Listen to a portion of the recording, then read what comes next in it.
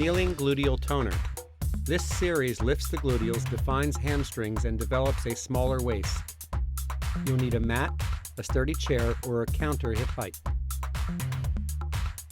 We're warming up, lifting our knees up to the chest, swinging the arms out from the shoulders, taking deep breaths here, and pulling up through the abdominal wall to create some space between the hips and the rib cage. When you press your foot down into the floor on the warm-up, make sure the heel is touching and the opposite leg is straight. A few more. And we're ready. Let's come down to a kneeling position in front of the chair or counter. Your knees are about hips width apart and parallel.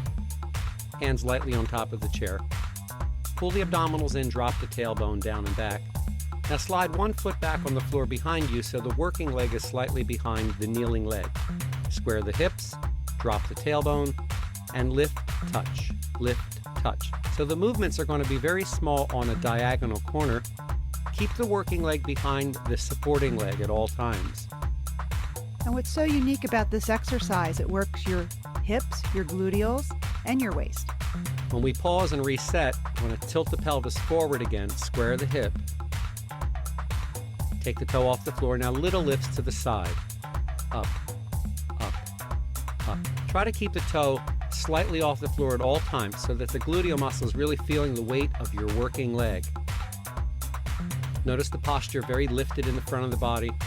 The hips are pressing forward, the shoulders are pressing down. And release. Reposition. Square off the hips. Drop the tailbone, pull the abdominals in. Now take the toe up and small presses back, hold, back, hold, back, hold. Also, to help stabilize the upper body, pull down on your chair or counter. The movements will become very small as the pelvis holds the position stronger. Try to keep your working leg behind your supporting leg at all times. Small presses back now. Back, back, press, press. Each time you press, you want to go deeper into the seat muscle and the hamstring area. And you also feel your weight-bearing kneeling side as well. And release. Okay, now the next set we're going to do a rotation from the thigh, a little bit of a turnout position. So the hips remain square. Just rotate the leg out from the hip.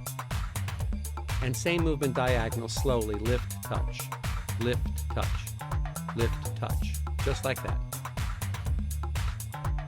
You want to try to maintain space between the knees so the body weight is leaning ever so slightly towards the moving leg. Hold the position, reposition. Now small lifts to the side on the diagonal, lifting up, up, up. And again, it's all core fusion work. Try to keep your abdominals lifted up and pulled in. Try to get to the end of the set. The longer you can keep your leg up in the position, the faster you'll see results and get benefits.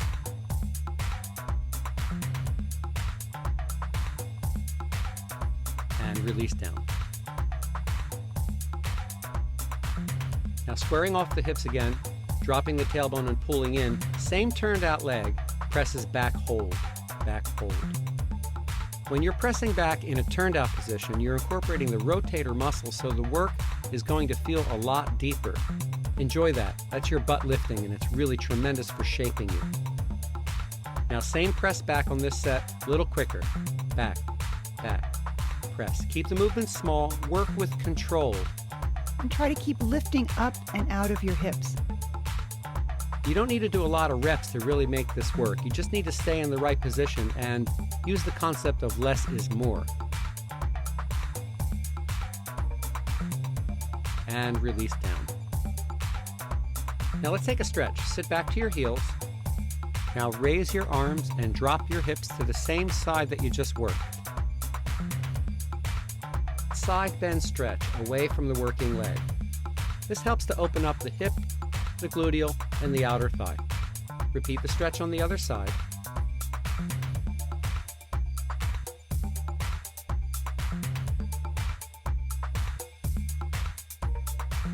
And we come back up to center. Okay, let's reposition and move on to the second leg. Come in again close to the chair, whatever you're holding. Knees are hips width apart and parallel. The pelvis is pressing forward. Abdominals pulling in. Take the toe back behind you. Starting with the working leg parallel, lift the toe off the floor and slowly press side, up, up. And always maintaining the lifting leg, the knee, behind your hip. And try to keep leaning toward the leg that you're lifting to engage the waist more. Reposition, toe touches the floor, square the hip in. Same lift, a little quicker. Up, up, up. And we try to keep the foot off the floor elevated if possible. Such subtle movement, such intensity. Now, of course, this exercise is only as effective as you're able to hold the position. So using your abdominals and dropping the tailbone really becomes essential to get benefits here. And release down. Square the hip. Now, same parallel movement. We're going to press the leg back. Back hold. Back hold. Press hold.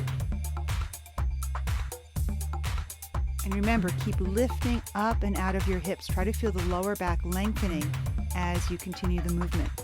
As you watch our legs move in these exercises, you want to see the front of the hip very elongated. So look from the hip to the knee for a very straight line. Small presses back, back, back. Each time you press, keep the pelvis forward as the knee goes back, and the seat muscle benefits by going up, and you get that high lifted butt from this exercise. Last few. Press and release down. Okay, now re-square the hips. Now rotate the leg into a turned out position. Engage those rotators.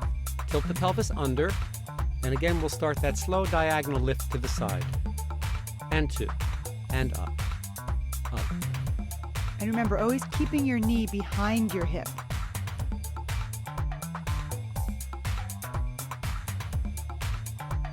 Reset. Toe touches the floor, hip squares in. Same diagonal lift, a little bit quicker. Up, 2, 3. Now keeping the legs suspended gives the muscle a little bit more challenge. So do your best to keep the foot off the floor. You're also creating powerful hamstrings. Uphold, uphold, and release down. Now we'll square the hip in one more time. Turning the hip inward but keeping the leg turned out is a really deep sensation in your seat area. Now the presses go back. Trying to move the working leg behind the supporting leg. Back hold, back hold. The cue hold is to eliminate any rebounding or bouncing of the leg. Square the hip, same movement pressing back with a little more pace now. Ready? Toe up, small presses back, back. Press, press. And as Fred was just mentioning, small presses back. Keep the range of motion minimal. It'll become much more intense. Especially towards the end of the set now, focus on your abdominals because the more you use them, the faster the benefit you'll get for your gluteals and seat area. Press back and release down. Great. Okay. Now we'll take another set of stretches for the hips. Sit up on the front edge of the mat. Extend one leg out to the side. Bend the other heel in toward the groin. Reach up with your straight arm, inhale, and side bend toward the straight leg as you exhale. So this stretch now is a counterpose to the work as we try to open the waist, the hip, the seat, and the outer thigh. Notice the range of motion differences between me and Liz. So you just take the stretch to the point of resistance in your own body. Breathe and surrender. And you can engage the stretch a little bit more by wrapping your back arm around your waist. Let's switch to the other side. Same stretch. Just bring one heel in, extend the opposite leg out. Reach up with your straight arm, inhale, and side bend towards the straight leg as you exhale. Palm facing the floor, top arm very long. Feel the stretch from the hip all the way up through the fingertips. Take a deep breath, exhale, spin down, wrap the opposite arm behind your waist, and just surrender your forehead toward your shin.